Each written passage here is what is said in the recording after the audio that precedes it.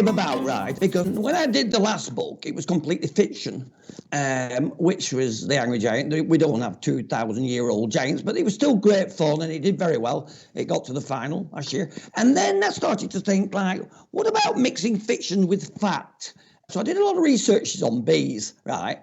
And I fell in love with the bees. And I thought, right, well, what happens is if a bee was born without the black and yellow striped woolly jumper? And I thought, well, that was quite fascinating. I thought, well, what would happen then? And I started thinking more about it, did a lot of research, and I found out that bumblebees don't see quite like us. They don't see the colour red, for instance.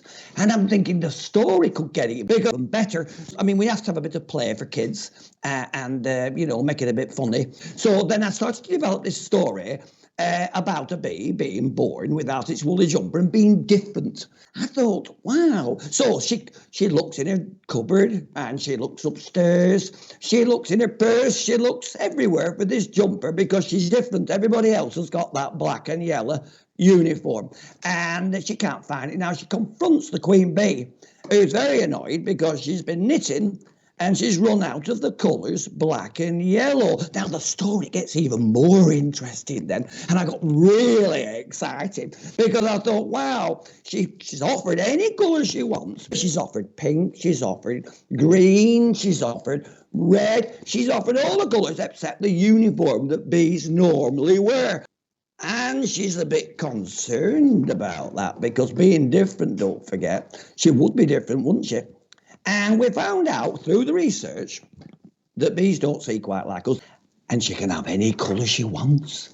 Any colour. So she can be different and still belong to the bumblebees. And we're talking about she ends up with this stripy coloured jumper, and she's happy being different. And bees go in the wrong hive, they get kicked out. They don't get kicked out because of the colour. They get kicked out through the scent of the honey. What a great story. So being different's okay, and it doesn't make any difference to a bumblebee what colour. The illustrator, Ursula Hurst, the genius, by the way, she brings to life the words that I write. There is no prize for the illustrator, and there should be, because she is just as important as I am. I made it to the People's Book Prize last year, and I was really happy about getting to the final with that fictionalised Angry Giant.